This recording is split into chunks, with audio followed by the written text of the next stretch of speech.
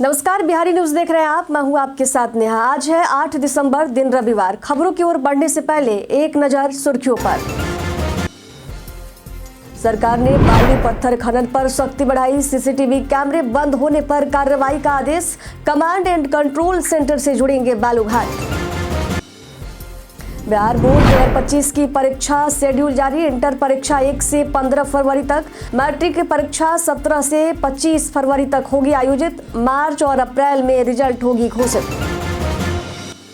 सोनू सूद ने बिहार आने की दी जानकारी। सोशल मीडिया पर पोस्ट कर बिहार आने का किया ऐलान। फिल्म फतेह का टीजर हुआ था हाल ही में रिलीज।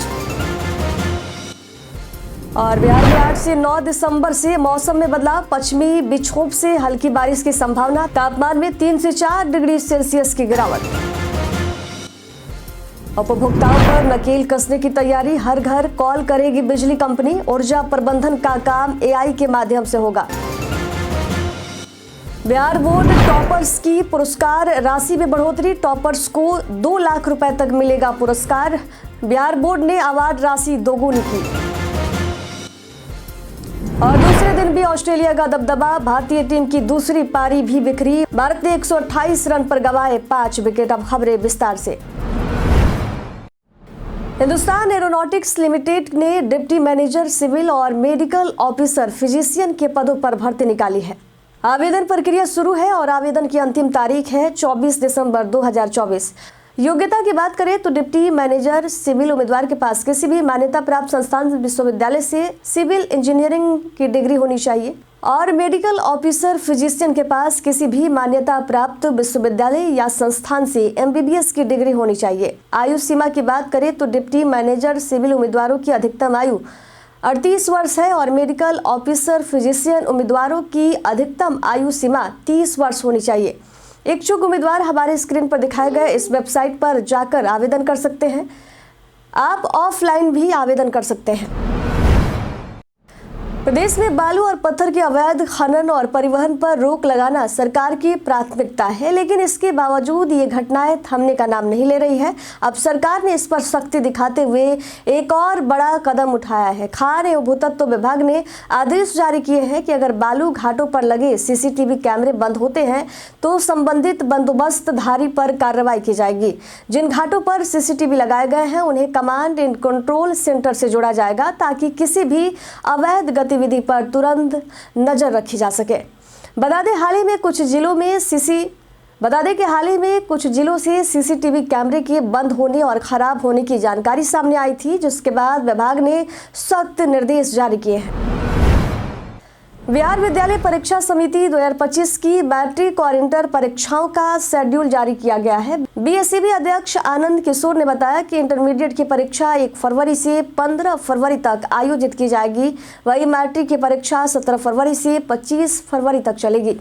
साथ ही बिहार बोर्ड का रिजल्ट मार्च और अप्रैल में जारी होगा। इसके बाद सप्लीमेंट्री और विशेष परीक्षा का आयोजन होगा और मई जून में इन परीक्षाओं का रिजल्ट भी जारी कर दिया जाएगा। इस बार बिहार बोर्ड की मैट्रिक परीक्षा के लिए कुल 15,81,089 विद्यार्थी पंजीकृत हैं, जबकि इंटर परीक्षा के लिए 12,89,601 विद्यार्थी पंजीकृत हैं। बिहार पर्यटन में आज बात होगी कैमूर की पहाड़ियां की। कैमूर की पहाड़ियां न केवल प्राकृतिक सौंदर्य से भरपूर है, बल्कि ये ऐतिहासिक और पौराणिक धरोहर का भी प्रमुख हिस्सा है। मध्ययुगीन शिलालेख, चित्र और दस्तावेजों में इन पहाड़ियों का उल्लेख इनके गौरव और महिमा को प्रमाणित करता है। यहाँ पाए जाने वाले पौराणिक अवशेष, संरक्षित किले और हिंदी देवी देवताओं के रहस्यमय मंदिर इस घाटी को और भी आकर्षक बनाते हैं। इनमें सबसे प्रसिद्ध और अति प्राचीन मंदिरों में से एक है मां मुंडेश्वरी देवी का मंदिर, जो इस क्षेत्र की धार्मिक और सांस्कृतिक धरोहर को दर्शाता है। कैमूर की पहाड़ियां और इनकी ऐतिहासिक धरोहर हमें हमारे अतीत से जोड़ती है। नालंदा की पार्थो पंचायत का चयन आत्मनिर्भर पंचायत सम्मान के लिए किया गया है। 11 दिसंबर को नई दिल्ली के ज्ञान भवन में राष्ट्रपति द्रौपदी मुर्मू इस पंचायत की मुखिया कुमारी तृप्ति को ये सम्मान प्रदान करेंगी। पार्थो पंचायत की मुखिया कुमारी तृप्ति के कुशल नेतृत्व में पंचायत में सभी विकास कार्यों की गति लगातार तेज हो रही है। ये पंचायत अपनी आधारभूत संरचना, स्वच्छता, शिक्षा और महिला सशक्तिकरण के क्षेत्रों में महत्वपूर्ण प्रगति कर रही है, जिसके लिए यहाँ के मुखिया को राष्ट्रपति सम्मानित करेंगे। बीते दिन बिहार सरकार ने सशस्त्र सेना झंडा दिवस 2024 के अवसर पर राज्य के निवासी सैनिकों और पूर्व सैनिकों के सम्मान में कई ऐतिहासिक फैसले लिए हैं। बिहार सरकार ने सैनिकों और पूर्व सैनिकों के कल्याण एवं पुनर्वास के लिए एक महत्वपूर्ण कदम उठाया है। अब अनुग्रह अनुदान की राशि को 11 लाख से बढ़ाकर 21 लाख रुपए कर दिया गया है। इसके अलावा सशस्त्र सेना से विमुक्त दिव्यांग सैनिकों के लिए अनुग्रह अनुदान की राशि भी 50,000 से बढ़कर 2 लाख रुपए कर दी गई है। परमवीर चक्र 10 लाख से बढ़ाकर 1 करोड़, अशोक चक्र 8 लाख से बढ़ाकर 75 लाख, महावीर चक्र 5 लाख से बढ़ाकर 50 लाख, कीर्ति चक्र 4 लाख से बढ़ाकर 10 लाख, वीर चक्र 2 लाख से बढ़ाकर 9 लाख, शौर्य चक्र 1.5 लाख से बढ़ाकर 8 लाख किया गया। इधर राज्य सरकार द्वारा 9 से 17 दिसंबर के बीच पटना सहित 5 जिलों में नियोजन सह व्यावसायिक मार्गदर्शन मेला 2024 का आयोजन किया जा रहा है। यह आयोजन श्रम संसाधन विभाग द्वारा किया जा रहा है। पटना जिले में ये मेला 17 दिसंबर को दीघा स्थित सरकारी ITI में आयोजित होगा। मेले का समय सुबह 10:30 बजे से लेकर शाम 4 बजे तक रहेगा। भोजपुर में ये मेला 9 दिसंबर को आरा के ब्लॉक रोड कृषि भवन में आयोजित होगा। वहीं जमुई में 10 दिसंबर को श्री कृष्ण सिंह मेमोरियल स्टेडियम में होगा। वहीं लखीसराय में 11 दिसंबर को नया बाजार स्थित KRK+2 हाई स्कूल मैदान में होगा और जहानाबाद के गांधी मैदान में ये रोजगार मेला का आयोजन किया जाएगा। इसमें भाग लेने वाले अभ्यर्थियों को NCS पोर्टल, हमारे स्क्रीन पर दिखाए गए इस पोर्टल पर पंजीकरण कराना अनिवार्य है। बिहार की नई अक्षय ऊर्जा नीति पूरी तरह तैयार हो गई है, जो राज्य में गैर परंपरागत ऊर्जा के उपयोग को बढ़ावा देने के लिए निवेशकों को आकर्षक रियायतें प्रदान करेंगी। ये नीति जल्द ही नीतीश कैबिनेट से मंजूरी प्राप्त करेगी और 5 वर्षों तक प्रभावी रहेगी। Bihar renewable energy development agency Breda ने 2017 में पहली नीति तैयार की थी, जिसकी अवधि 2022 में समाप्त हो गई थी। नई नीति के तहत राज्य अक्षय ऊर्जा के क्षेत्र में नए अवसरों का स्वागत करेगा। इस दौरान पुरानी नीति का विस्तार किया गया। बिहार विद्यालय परीक्षा समिति ने अगले साल से बिहार बोर्ड की परीक्षा में टॉप करने वाले विद्यार्थियों को मिलने वाली पुरस्कार राशि में वृद्धि करने का ऐलान किया है। इसके तहत इंटर और मैट्रिक टॉपर को अब 2 लाख रुपए तक की पुरस्कार राशि प्रदान की जाएगी। अब तक टॉपर्स को जो राशि मिलती थी वे 1 लाख रुपए से लेकर 50,000 रुपए तक सीमित थी, लेकिन अब पहले स्थान पर आने वाले छात्र को 2 लाख रुपए, दूसरे स्थान पर 1.5 लाख रुपए और तीसरे स्थान पर 1 लाख रुपए मिलेंगे। ये बदलाव विद्यार्थियों को और अधिक प्रोत्साहित करने के उद्देश्य से किया गया है। क्या आप वेटिंग टिकट के साथ ट्रेन में यात्रा कर सकते हैं? बता दें, रेलवे की 2010 के सर्कुलर के अनुसार आरक्षित कोच में केवल कंफर्म और आंशिक रूप से कंफर्म सीट RAC वाले यात्री ही सफर कर सकते हैं। इसका मतलब अगर आपके पास कंफर्म टिकट है या फिर वेटिंग टिकट का स्थिति RAC हो चुकी है तो आप आराम से यात्रा कर सकते हैं। लेकिन आपने काउंटर से वेटिंग टिकट लिया है तो आप केवल सामान्य कोच में ही यात्रा कर सकते हैं। बात करें ई टिकट की तो वेटिंग लिस्ट वाले पैसेंजर्स का टिकट ऑटोमेटिकली कैंसिल हो जाता है। वही काउंटर वेट लिस्ट टिकट के साथ आरक्षित कोच में सफ़र करना मना है। अगर आप ऐसा करते हैं तो जुर्माना भरना पड़ सकता है, जो कि 440 रुपये तक हो सकता है और आपको बीच रास्ते में उतार भी दिया जाएगा। बिहारी बर्थडे में आज बात होगी राम दुलारी सिन्हा की। आज ही के दिन 8 दिसंबर 1922 में राम दुलारी सिन्हा का जन्म बिहार के गोपालगंज में हुआ था। वे एक सम्मानित स्वतंत्रता सेनानी, पूर्व केंद्रीय मंत्री और राज्यपाल थी। राम दुलारी सिन्हा बिहार से राज्यपाल बनने वाली पहली महिला और केरल की राज्यपाल बनने वाली एकमात्र महिला थी। वे बिहार की पहली महिला थी जिन्होंने मास्टर डिग्री प्राप्त की।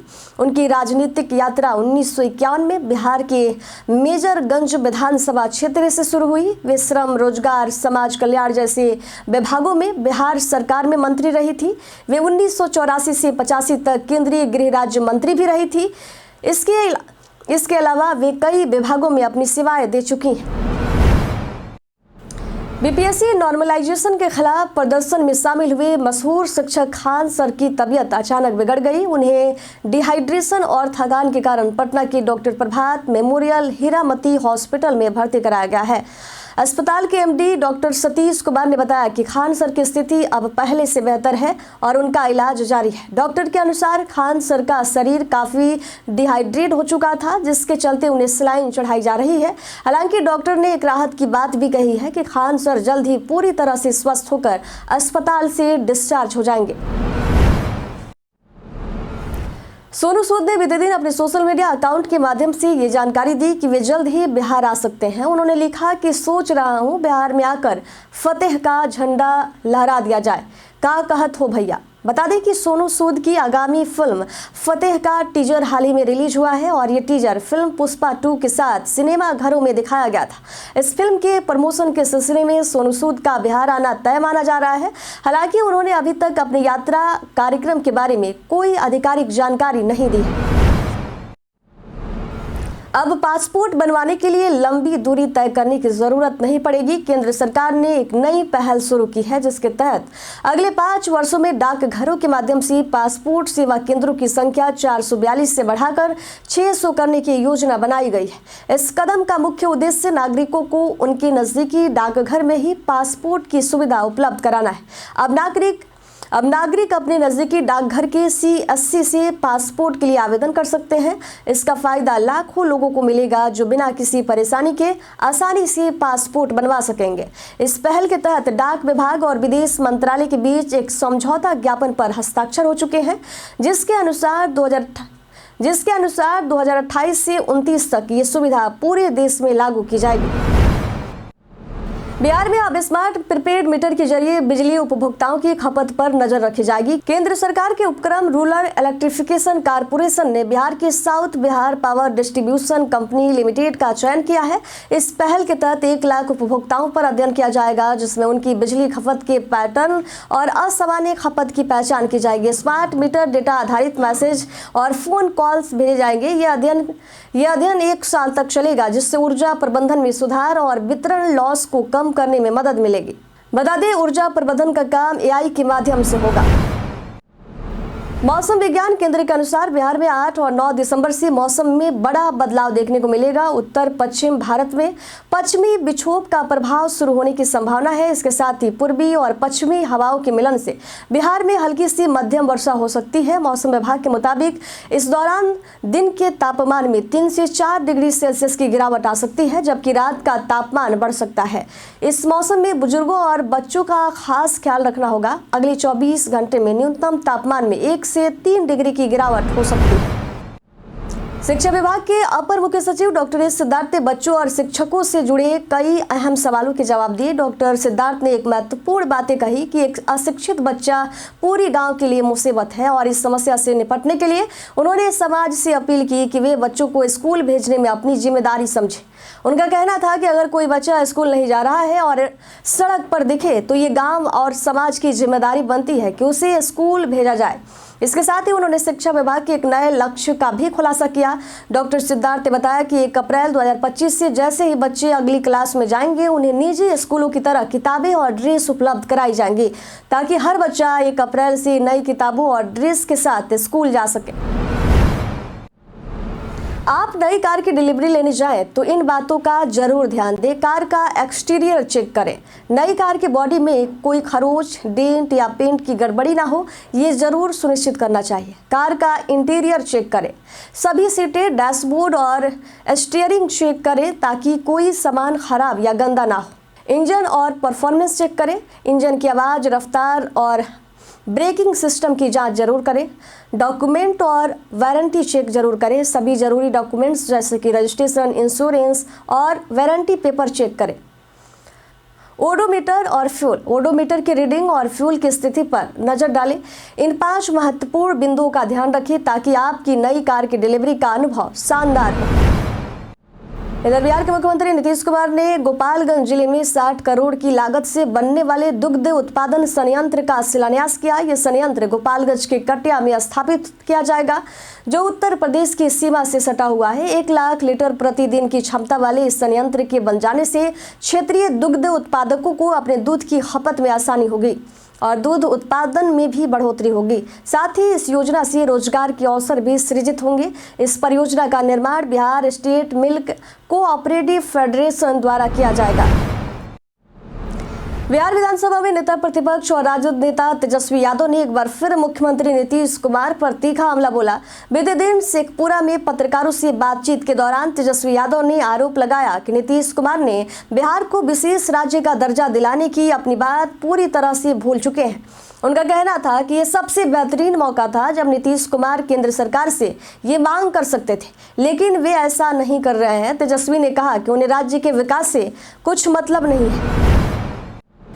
बीपीएससी की 17वीं संयुक्त परीक्षा से जुड़ी जानकारी। इस समय नॉर्मलाइजेशन पद्धति को लेकर अभ्यर्थियों का प्रदर्शन बिहार में लगातार जारी है। हालांकि बीपीएससी ने साफ कर दिया है कि नॉर्मलाइजेशन के आधार पर रिजल्ट जारी नहीं किया जाएगा।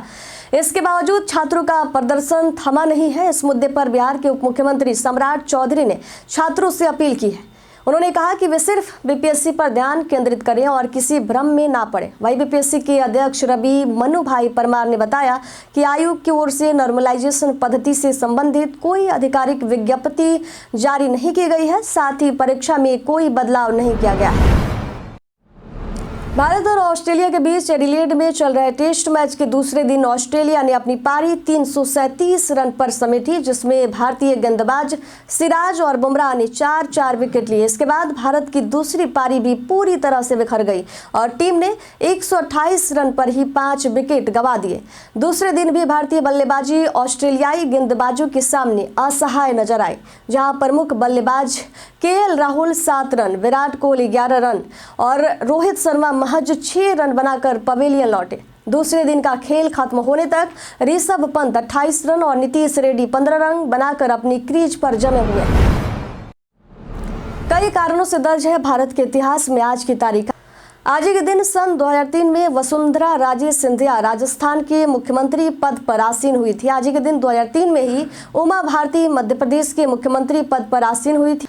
आज के दिन सन 2002 में भारत की पारंपरिक जैव संपदा नीम, हल्दी और जामुन के बाद गौमूत्र को संयुक्त राज्य अमेरिका ने पेटेंट किया। आज के दिन 2002 में ही पूर्वी नेपाल नक्सलियों ने बम से हमला कर एक बस को उड़ा दिया, जिसमें 5 व्यक्ति मारे गए और 30 से ज्यादा घायल हो गए थे। आज के दिन सन 1935 में भारतीय अभिनेता धर्मेंद्र का जन्म हुआ था। इन दिनों सोशल मीडिया पर एक पोस्ट वायरल हो रही है, जिसमें दावा किया जा रहा है कि CRUEC द्वारा स्वास्थ्य और परिवार कल्याण मंत्रालय के तहत कंप्यूटर ऑपरेटर और आयुष्मान मित्र के पदों पर भर्ती की जा रही है। लेकिन आपको बताना चाहेंगे कि यह दावा बिल्कुल झूठा है। भारत सरकार द्वारा ऐसी कोई भर्ती नहीं की जा रही है। ऐसी झूठी जानकारी से बचें। PIB फैक्ट चेक ने भी इसे फर्जी बताया।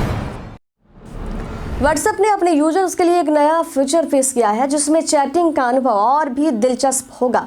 अब व्हाट्सएप यूजर्स को ये देखने को मौका मिलेगा कि कौन पर्सनल ग्रुप या चैट में टाइप कर रहा है। इस नए टाइपिंग बबल इंडिकेटर फीचर से चैट विंडो के नीचे विजुअल क्यूज दिखाई देगा और इसके साथ ही उस व्यक्ति की प्रोफाइल फोटो भी नजर आएगी जो मैसेज टाइप कर रहा है। यह फीचर खास तौर पर ग्रुप चैट्स में फायदेमंद होगा, जहां आप देख सकते हैं कि कौन सा सदस्य टाइप कर रहा है। इससे चैटिंग के दौरान संवाद की स्थिति को समझना और भी आसान हो जाएगा। हम प्रतिदिन आपसे 5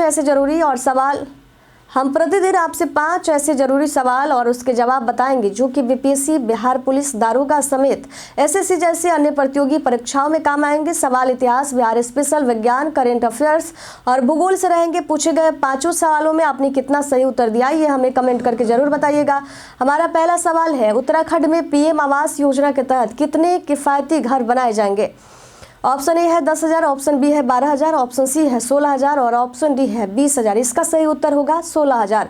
हाल ही में अन्ना चक्र और स्कैन पोर्टल का अनावरण किसने किया? ऑप्शन ए है अमित शाह, ऑप्शन बी है पीयूष गोयल, ऑप्शन सी है प्रहलाद जोशी, ऑप्शन डी है चिराग पासवान। इसका सही उत्तर होगा प्रहलाद जोशी। हाल ही में चर्चा में रहा सोनई रुपई वन्य जीव अभयारण्य किस राज्य में स्थित है? ऑप्शन ए है असम, ऑप्शन बी है मेघालय, ऑप्शन सी है त्रिपुरा और ऑप्शन डी है केरल। इसका सही उत्तर होगा असम। बिहार में भाबर के मैदान क्षेत्र कहा जाता है। ऑप्शन ए है सिवान के पूर्वी भाग को, ऑप्शन बी है पूर्णिया के पश्चिमी भाग को, ऑप्शन सी है किशनगंज के समीप, ऑप्शन डी है पश्चिमी के उत्तरी पश्चिम भाग को। इसका सही उत्तर होगा चंपारण के उत्तरी पश्चिमी भाग। बिहार में घाघरा नदी कहाँ बिहार में घाघरा नदी गंगा में कहाँ मिलती है? ऑप्शन ए है सारण के निकट, ऑप्शन बी है छपरा के निकट, ऑप्शन सी है पटना के निकट और ऑप्शन डी है मुंगेर के निकट। इसका सही उत्तर होगा छपरा के निकट। बीते दिन हमारे द्वारा पूछे गए सवाल का जवाब आप लोगों में से बहुत लोगों ने हमारे कमेंट बॉक्स सेक्शन में लिख कर दिया है। जिन्होंने हमारे द्वारा पूछे गए सवाल का जवाब दिया है उनके नाम है सीमा शर्मा, नवल किशोर झा, मोतीलाल कुमार, मोहम्मद जेम्स, अब्दुल मनान, रोशन कुमार, मोहम्मद साकिर हुसैन, सुरेंद्र मंडल, कृष्णा प्रसाद, अमित कुमार, बिंदु कुमारी, छोटू रजा, रोशन कुमार, अंशु, संजीव कुमार, पूजा, अमन, सुहाना अहमद खान, राजकिशोर महतो मुर्मू, सानवी गुप्ता, अमित कुमार, प्रेम सरस्वती, विजय घायल, नरेंद्र कुमार, अक्षय मिश्रा, नौसाद रजा। इसी के साथ बढ़ते आज के सवाल की ओर और आज का सवाल है आपके हिसाब से सरकार को सबसे अहम सुधार किस क्षेत्र में करना चाहिए? इसका जवाब हमें कमेंट करके जरूर बताइएगा। आज के लिए इतना ही। बिहार के तमाम खबरों के साथ बने रहने के लिए देखते रहिए बिहारी न्यूज और साथ ही अगर आप यूट्यूब चैनल पर देख रहे हैं तो चैनल को सब्सक्राइब करें और अगर आप फेसबुक पेज पर देख रहे हैं तो लाइक और फॉलो जरूर कीजिएगा। धन्यवाद।